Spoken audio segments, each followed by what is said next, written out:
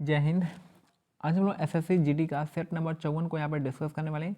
चलिए स्टार्ट करते हैं अपने वीडियो को। और ये जो है आपका 69 शिफ्ट में ये एग्जाम हुआ था और हम लोग आज 54 नंबर को देख रहे हैं। पहला क्वेश्चन है, डिएगो माराडोना अर्जेंटीना के फुटबॉल खिलाड़ी जिनका 25 नवंबर 2020 को निधन हो गया था, एक यादगार गोल के विश्व प्रसिद्ध है। इस गोल को क्या संज्ञा दी गई है? तो ये आपका head of god goal, head of god goal हो जाएगा इसका करेक्ट आंसर। ठीक है, तो नेक्स्ट है, मुगल सम्राट बाबर के बारे में निम्नलिखित में से कौन सा कथन गलत है? तो कौन सा गलत है, सही है वो देख लेते हैं। उसने फरगना के राजा सिंहासन पर विजय प्राप्त की थी, सही बात है। उसने 1494 में सिंहासन प्राप्त किया था, राज सिंहासन प्राप्त किया था 1494 में, वह पहला मुगल सम्राट था। तो तीनों ही सही है, सही है। और ये जो आपका जब वह सिंहासन पर बैठा था तो उसके 18 वर्ष थी, ये आपका गलत है, 12 वर्ष थी उसकी। नेक्स्ट है, नवंबर 2020 में अंडमान और निकोबार कमांड ने एक संयुक्त सेवा अभ्यास ब्लू स्ट्राइक कोड नाम से प्रारंभ किया, जिसमें अंडमान और निकोबार कमांड के तीनों सेवा घटक शामिल थे। नेक्स्ट है, निम्नलिखित में से कौन सा अपशिष्ट प्रबंधन का एक अस्थायी तरीका नहीं है? तो आपका बर्निंग जो है वो आपका तरीका नहीं है, बाकी रिसाइकलिंग है, इंसिनरेशन है और लैंडफिल है, ये आपका, ये तीनों आपका है। नेक्स्ट है, चावल की उपज के लिए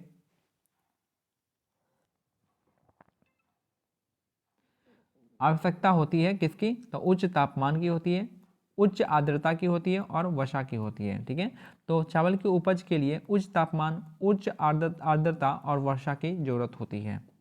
नेक्स्ट है, भारतीय शास्त्रीय नृत्य शैली जागोई पारंपरिक रूप से मणिपुर राज्य से संबंधित है। तो भारतीय शास्त्रीय नृत्य शैली जागोई पारंपरिक रूप से मणिपुर राज्य से संबंधित है। जागोई कहाँ से? मणिपुर जगह। अक्टूबर 2020 तक भारत के कितने समुद्र तटों को ब्लू फ्लैग सर्टिफिकेशन देकर सम्मानित किया गया है? तो ये आपका 8 इसका करेक्ट आंसर हो जाएगा। अब ये संख्या 10 हो गई है।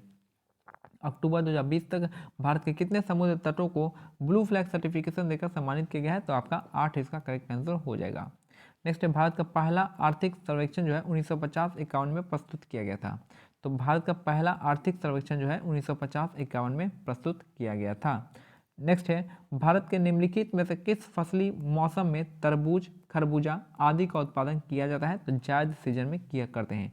जायद के मौसम में हम लोग मौसमी जो फसली मौसम है, जैसे तरबूज हो गया, खरबूजा हो गया, ये सब उत्पादन करते हैं। नेक्स्ट है, मध्यकालीन भारतीय साहित्य के संदर्भ में निम्नलिखित में से कौन सा युग में सही है? तो आपका गीत गोविंद जयदेव हो जाएगा। ठीक है, गीत गोविंद किसका हो जाएगा? आपका जयदेव हो जाएंगे। नेक्स्ट है, विद्युत बल्ब का आविष्कार किसने किया था? तो थॉमस अल्वा एडिसन इसके करेक्ट आंसर हो जाएंगे। विद्युत बल्ब के आविष्कार कौन है? Thomas Alva Edison. नेक्स्ट है, पंजाब के एक राष्ट्रवादी लाला लाजपत राय गरम दल के सदस्य थे। लाला लाजपत राय का कौन से ये थे? एक्सट्रीमिस्ट लीडर थे, यानी गरम दल के लीडर थे। पंचशील शब्द निम्नलिखित में से किस विकल्प से संबंधित है? तो का भारत के विदेश नीति से संबंधित है। पंचशील शब्द जो आपका किस विकल्प से संबंधित है? तो भारत की विदेश नीति से। और ये कब स्टार्ट हुआ था? 1854 में स्टार्ट हुआ था चाइना के साथ। ठीक है, पंचशील समझौता साइन हुआ था। नेक्स्ट है, सिमलीपाल राष्ट्रीय उद्यान निम्नलिखित में से किस राज्य में है? तो उड़ीसा इसका करेक्ट आंसर हो जाएगा। सिमलीपाल राष्ट्रीय उद्यान जो आपका उड़ीसा राज्य में स्थित है। नेक्स्ट है, निम्नलिखित में से कौन यूएस द्वारा दिए गए वर्ष 2020 के महान प्रवासियों के पुरस्कारों के भारतीय विजेताओं में से एक थे? तो आपका सिद्धार्थ मुखर्जी उस समय का करंट अफेयर था। डुगोंग निम्नलिखित में से किस भारतीय केंद्र शासित प्रदेश का राजकीय पशु है? तो ये आपका अंडमान निकोबार का है। तो डुगोंग जो है एक तरह का समुद्री गाय है, और ये किस भारतीय के केंद्र शासित प्रदेश की राजकीय पशु है? तो ये आपका अंडमान निकोबार का पशु है।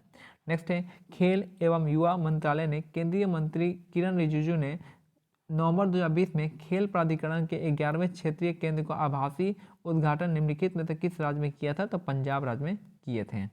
नेक्स्ट है, इंडियन प्रीमियर लीग 2020 के मैच में किस शहर में नहीं खेले गए थे? तो आपका मस्कट में नहीं खेला गया था। तो आईपीएल का जो 2020 का मैच है मस्कट में नहीं खेला गया था।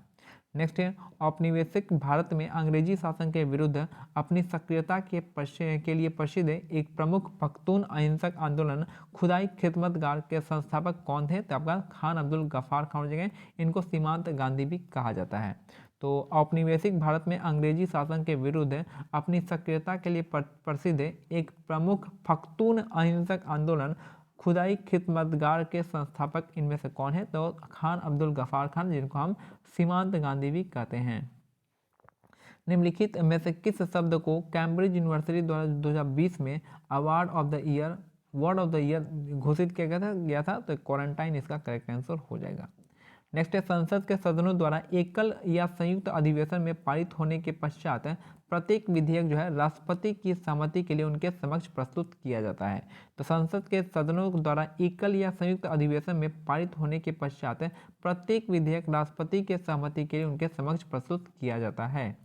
और यहाँ पे निम्नलिखित में से कौन सा फसलों के लिए न्यूनतम समर्थन मूल्य घोषित करता है? तो यहाँ पर कृषि एवं किसान कल्याण मंत्रालय इसका करेक्ट आंसर हो जाएगा। निम्नलिखित में से कौन फसलों के लिए न्यूनतम समर्थन मूल्य एमएसपी घोषित करता है? तो कृषि एवं किसान कल्याण मंत्रालय इसका करेक्ट आंसर हो जाएगा। नेक्स्ट है, निम्नलिखित में से कौन सी टेरिडोफाइटा की विशेषता है? तो ये आपका वे पुष्प जो बीज उत्पन्न नहीं करते उनको टेरिडोफाइटा कहते हैं। तो निम्नलिखित में से कौन सी टेरिडोफाइटा की विशेषता है? तो ये पुष्प या बीज जो आपका उत्पन्न नहीं करते हैं। नेक्स्ट है, तंजावुर को राजराजेश्वर मंदिर निम्नलिखित में से किस देवता को समर्पित है? तो भगवान शिव को है। तो तंजौर का राजराजेश्वर मंदिर जो है किस देवता को समर्पित है? तो होगा भगवान शिव को समर्पित है। और आज का आखिरी क्वेश्चन है हमारा, निम्नलिखित में से कौन सा भारतीय रिजर्व बैंक की मौद्रिक नीति का एक कारक है?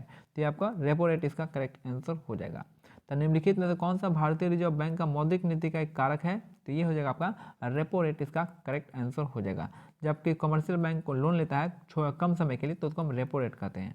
ठीक है, तो आरबीआई से लोन लेता है वो उसको हम उस रेट को हम रेपो रेट कहते हैं। तो ये हमारा आज का सेट कंप्लीट होता है। मिलते हैं अगले सेट में, तब तक के लिए जय हिंद जय भारत, धन्यवाद।